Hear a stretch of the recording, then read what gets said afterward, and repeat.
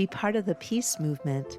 Share this episode using hashtag the Great Disarmament and download the free peace resource guide at aviskalfsbeck.com/peace guide. The Great Disfarmament, The Great Disarmament, Part 2, Clubs and Compost. Hi, I'm Avis Kalfsbeck, author, podcast host, and peace storyteller. This is The Great Disfarmament, The Great Disarmament, a special podcast series from Pieces Here, tracing the parallel histories of how we learn to kill and how we might stop. If you're just joining us, welcome. Each episode maps a moment in the twin stories of war and agriculture. Today's episode takes us deep into prehistory, before bullets, before borders, before industry, when farming was ritual and war was still face-to-face. Setting the stage. Before we had bullets, we had clubs. Before we had chemicals, we had compost. And before we waged war on nature, we lived inside it, messy, intimate, interdependent. This episode is about the before, the quiet knowledge, the inherited rhythms, the time when farming was something closer to tending than conquering. And war, it was closer to a death ritual than a death industry. This episode is titled Clubs and Compost. It's about what we lost before we even knew we'd miss it. Let's begin where most stories of civilization do, somewhere between 10,000 and 8,000 BCE.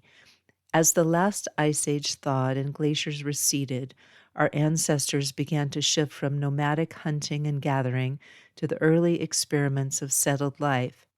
Humans had been hunting and gathering for millennia, but in several places around the world they began to stay put. They planted things, they waited, and then they planted again. Farming was born. And here's the crucial part. For most of human history, farming was not extractive. It was adaptive. It relied on observation, memory, biodiversity, and community. The early farmers weren't drenching fields with poisons. They were building soil with compost, manure, charcoal, even animal bones. They were experimenting, sometimes successfully, sometimes not, with what we'd now call polyculture, intercropping, and rotational grazing. In Mesoamerica, farmers developed the milpa system, rotating corn, beans, and squash in complex cycles. In Africa, shifting cultivation methods like slash and mulch preserved soil fertility for generations. In India and the Middle East, composting was sacred practice. Human and animal waste wasn't waste, it was currency. Meanwhile, war was deeply personal. The weapons were sticks, stones, spears. Conflicts were tribal, often over land or water, and rarely total. And why are we talking about weapons again? Good question. If you're just joining us, we're mapping two timelines, one of human warfare and one of agriculture. Both began with basic tools. Both became systems of control. And in this episode, we're looking at what came before control, when taking life still required being close to it. The idea of killing to maximize efficiency in war or in farming had not yet taken hold. That came later. What we see in this era is this. People knew how to take life, but they also knew how to give it back. And that is the moral rupture we'll be tracking as this series unfolds. It's easy to think pre-industrial people didn't leave literature, but they did. They left epics, myths, instructions, carried orally, then etched in stone or written on papyrus. Today's voice comes from the instructions of Shuruppak, a Sumerian text written more than 4,000 years ago. It's considered one of the earliest known pieces of recorded human wisdom. In it, a father offers advice to his son. One line reads, "Do not commit violence, my son." A simple sentence, direct, human. This early wisdom offers a code of care and caution, not conquest.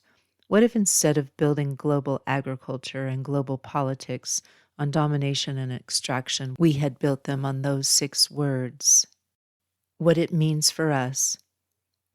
How we eat shapes how we live, and the way we farm reflects how we see the world, our beliefs about control, care, and what we owe each other. In this earliest era, farming was a mirror of interdependence, and war, the brutal, still had boundaries, consequences, and ritual. But as we'll see in the next few episodes, both began to shift. Farming became about yield, not balance, and war became about victory, not repair. And once the scale tipped, once life stopped being sacred and started being measured, we entered the long descent of the Great Disfarmament. That's the story we're telling now. From Page to the Soil. In one of the world's oldest surviving texts, the Epic of Gilgamesh, the king slays a sacred forest guardian in search of fame. His people call it heroism, but the earth does not. Soon after, nature turns on him. The gods send drought, trees stop growing, crops fail, and grief enters the story. This moment, written over 4,000 years ago, is more than a myth. It's a memory, a warning that domination carries a cost, that killing the sacred has consequences. Gilgamesh eventually seeks wisdom from the immortal Upnashishtim, a flood survivor who tells him there is no permanence, no kingdom, no glory, no weapon endures. Even then, they knew. The text ends not in triumph, but in humility, in remembrance, in the knowledge that what we take must be given back. Next episode, we move forward into the 1700s and 1800s, into muskets, manure, and the first signs of weaponized agriculture. It's called Gunpowder and Guano. I'll meet you there. Don't forget to subscribe so you can catch all 14 episodes in the series. That wraps up this episode of Peace is Here. Will you please take a moment to subscribe and share it with a friend? Subscribing helps others discover peaceful, independent storytelling, and it means a lot to me. I'm Avis Kalfsbeck, author of the Pedro the Water Dog Saves the Planet series, eco-adventure novellas for readers who care about environmental justice, joy, and saving the world one story at a time. You can learn more at aviskalfsbeck.com. Book 6, Mono Mutante, is now available at all major online retailers, or if you'd like to support my book directly, you can get the ebook at aviskalfsbeck.com/mono-mutante. It's a wild satirical ride through food, farming, and the messiness of recovery. When you subscribe to my list, you'll also be the first to hear about my next book, Bulletproof, which asks, what in the world are we going to do about guns? A link to subscribe is in the show notes. From October 18th to November 8th, 2025, I'm running a live Kickstarter campaign. I'd be so grateful if you'd visit aviskalfsbeck.com/Kickstarter to get notified. I'm creating a companion field journal for Book 1, One More Year, called Peace Stuff Primer, along with a stage play version of the book. I can't wait to share it with you. This episode was human narrated by me with the help of AI, which has promised to let me know if it ever makes something up. So far, no confessions, but if you think I've missed something or if you just want to say hello, I'd love to hear from you. Podcast music is by Javier Peque Rodriguez. You'll find links to his music on Spotify and Bandcamp in the show notes. I'm Avis Kalfsbeck. Thank you again.